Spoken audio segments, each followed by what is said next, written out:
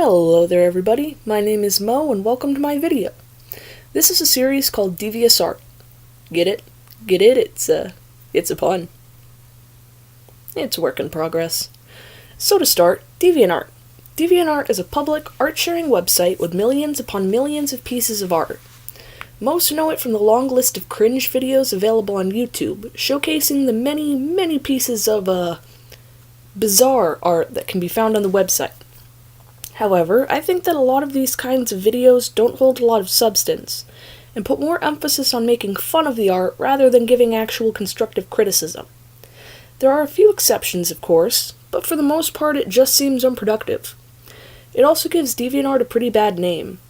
Not everyone on the site makes lazy, cringy, or fetish-focused art. There are a lot of people on this website, including myself, that work very hard on their art and try very hard to produce something of quality. I feel like due to the cringe videos, DeviantArt has gained a bad reputation that overshadows aspiring artists and those who genuinely want to improve. So in this series, I'm going to be reviewing art that I found in the newest section of DA while giving constructive criticism and trying to be funny. Alright, so picture number 1 is Family by Bleed the Robot Thing. The first thing that really jumps out at me is the shading. It's absolutely beautiful and it really helps to give the main creatures a sense of texture and depth. The colors as well are very well done, and I love the lighting coming in through the water. I also really like the details of the bubbles from the mouth of one of the creatures, as well as the ones in between its paws. It's a really nice touch. However, there are some things that I think detract from this piece. First, the composition. The 3 creatures seem to be really crammed together, and I think that part of the reason why is the size of the canvas you used. I think you should widen it a bit, especially if you're using 3 characters in one piece. I also think that the background is a bit too simple. Perhaps if you sharpened its outline or gave it a bit more definition, it would be better. Other than that, I think that this is a stellar piece. This next picture is Solidite by Crystal the Geralian. This is a drawing of a Steven Universe OC, of which this user seems to have made quite a few. Now there are a lot of poorly done OCs out there, especially in large fandoms like Sonic, Undertale, and Steven Universe. And they're lacking for a variety of reasons, such as using bases, clashing or oversaturated colors, or a general theme of perfection that does not make for an interesting or likable character. This character, however, I think is really good. I'm not very into the Steven Universe fandom, but as far as I can tell, Solidite's design seems to be unique from the canon characters, but not too much that it becomes distracting or unrealistic in universe. I also like that the costume has the diamond insignia, which as far as I can tell is a pretty important detail. I also really like the design of the weapon, though the squiggle designs on it could be a little bit smoother. As for the character herself, I think that the expression gives you a good sense of her emotion, and that the dress is well drawn. There are some things you can improve upon, mainly anatomy.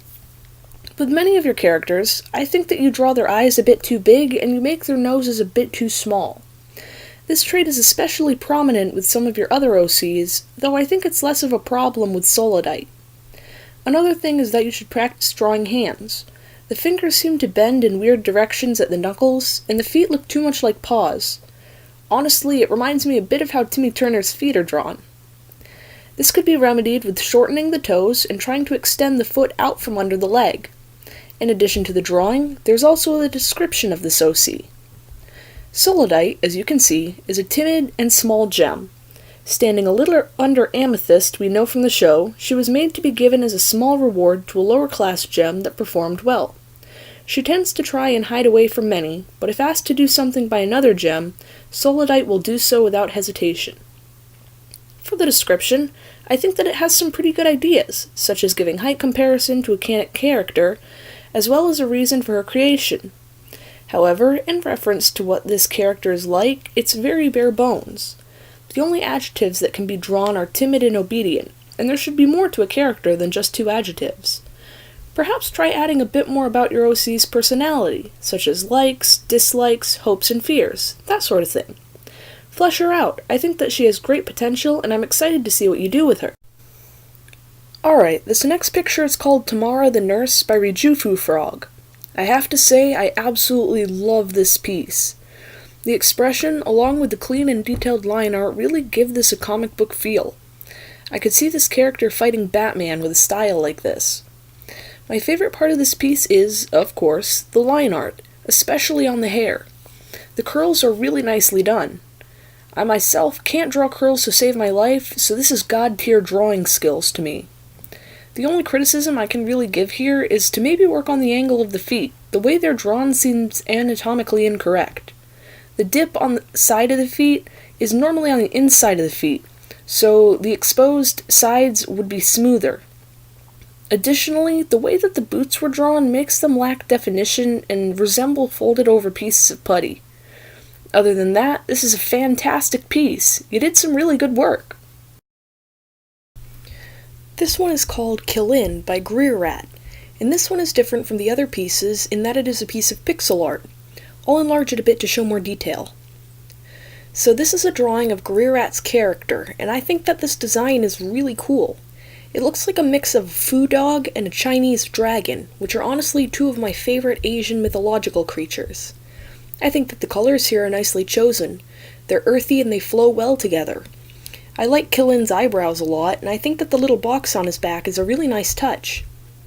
However, there is one large thing that keeps this piece from being really clean and clear, and that is the shading. As a whole, it's too light. In lineless art, the shading is critical, and the picture risks unreadability if it's lacking. Here, there aren't enough darks to separate the legs from the body or the chin from the neck. I think that if you had some more varying values, this piece would greatly improve.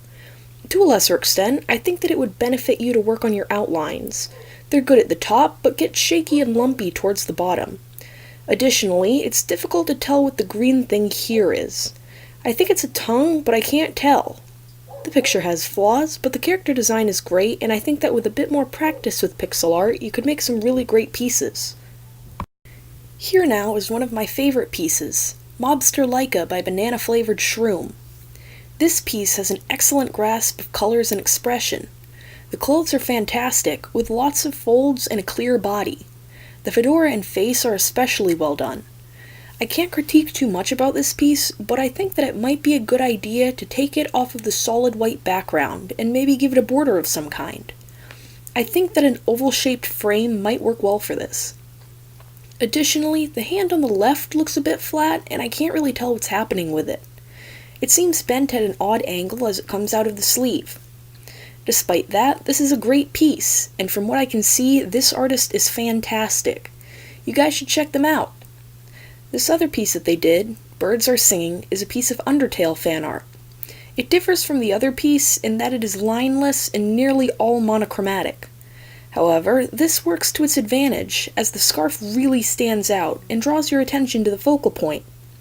The simplicity of Sans' figure and the trees serve this piece well and give it clear readability.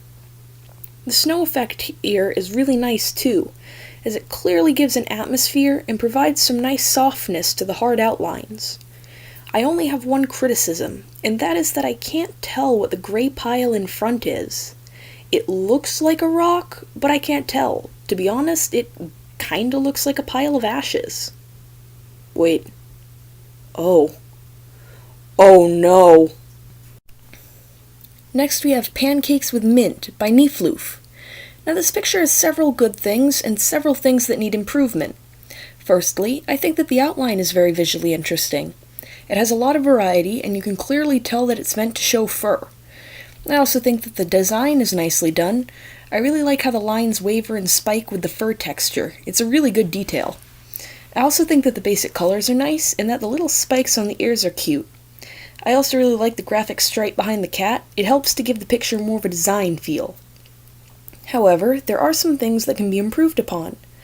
The lighting here makes it somewhat hard to distinguish details, and it hurts the eyes a lot. I think that toning it down would help, and perhaps you could try to use a color other than white as your light. I know that sounds a bit weird, but it will help your light look less harsh and more natural. Following up with the lighting, it would be a good idea to darken your shadows. There aren't enough of them, and it makes the cat's details a bit hard to see. The shadows on the back legs are good, but I think it would benefit you to bring more shadows onto the front of the cat. Remember to really bring the shadows if your line art is thin. Additionally, the back shadow is going in the opposite direction of the lighting on the cat. Other than the lighting, I think that your anatomy needs a bit of refinement, specifically on the legs and face. The muzzle is turned too far down for the rest of the face, as the position of the eyes and ears suggests that the head is upright. The legs as well need a bit of work, especially the foremost back leg. I think it's turned too far outwards. It's also a bit odd that the claws on the back legs are out, but they're in on the front paws. Other than that, my only critique is to maybe brighten the color of the lollipop in the cat's mouth. It's a bit hard to distinguish from the actual fur. This piece has fantastic potential, however, and really has a lot going for it. It's only the technical side that needs polishing. Good job! Here we have Stronger Than You by Supersonic Fan 98. Now, I had a long discussion with the artist of this piece, and learned several critical things as to why it looks the way that it does. Firstly, this was done on a mobile app that does not allow shading, and secondly, the reason this Sans looks different from the canonical one is because it's Supersonic Fan 98's AU version called Killer Sans. I know that there is a very, very deep rabbit hole to go down as far as Undertale AUs go, ranging from the more popular to the much lesser known, but I'm not going to go into that today. I'm simply going to focus on this piece and this piece alone. There are some good things here. For example, I think that the eye color is pretty unique, and I like that it's more muted as opposed to the brighter, sometimes almost neon colors that people usually give their version of Sans. I also think that it's rather impressive that the line art is so clean given that it was done on a mobile app, and I think that you did a pretty good job making the skull resemble Sans. There are a few things that you could work on though. If you're going to make a version of Sans, I think you might want to make him a bit thicker in the middle, as he looks too thin here. It might also benefit you to go and look at some references on arms as well, as the one outside of the pocket bends at an odd place, and the fingers should overlap a bit and make it look... There are a few things that you could work on though. If you're going to make a version of Sans, I think that you might want to make him a bit thicker, as he looks too thin here. It might also benefit you to go and look at some references on arms, as the one outside of the pocket bends at an odd place, and the fingers on the hand should overlap a bit. It just looks kind of awkward when you draw them and they only touch at the knuckle. Try to work on the colors a bit as well. The ends of the sleeves being red clashes a bit with the dark blue of the hoodie. It might be a good idea to make the colors analogous, to make the ends a darker blue, or just to make the entire hoodie a dark red. I was taking a look through your gallery to make sure I get the details of your character right, and I see that you use This last piece is called The Gang's All Here by Splair. This piece is from the Warriors fandom, which I must admit I was a huge nerd of back in my day. I read nearly all of the books, I drew countless numbers of very poorly drawn OCs, and I watched all the edgy YouTube AMVs on the subject. I loved them, and I love this piece. I really like the variation and the earthly colors of the characters, as well as the interesting facial expressions. The eyes are really nice too, and I think that they have really nice shading. You did a really good job on making everything look clean and sharp and very visually interesting, and you even changed the color of the outline tracing around the characters, which was a super cool idea. My only things that I think are that the ears seem a bit too big. It makes the animals look a bit more like fennec foxes than cats. As well, on the black and white cat there is a slight error on the hair. It ends very high up on the back of the head, and seems to be too low on the front to realistically continue from there. Other than small things like that, I think that this is a really solid design. That's all for this video, you guys, and thank you very much for watching. This is the first video like this I've ever done, and I'm so grateful to the artists who allowed me to use their artwork in this video. Also, thank you to Lou for helping me to look over my script. If you guys have any advice for me and my videos, please leave a comment below or contact me through DA. My username is in the description. If you have any pieces or artists that you'd like me to look at, please link them in the comments below. Keep in mind, I will not review anything without the artist's permission. All artists featured here are linked in the description below. Make sure that you give them a look. This is Mo, thank you, and have a great day.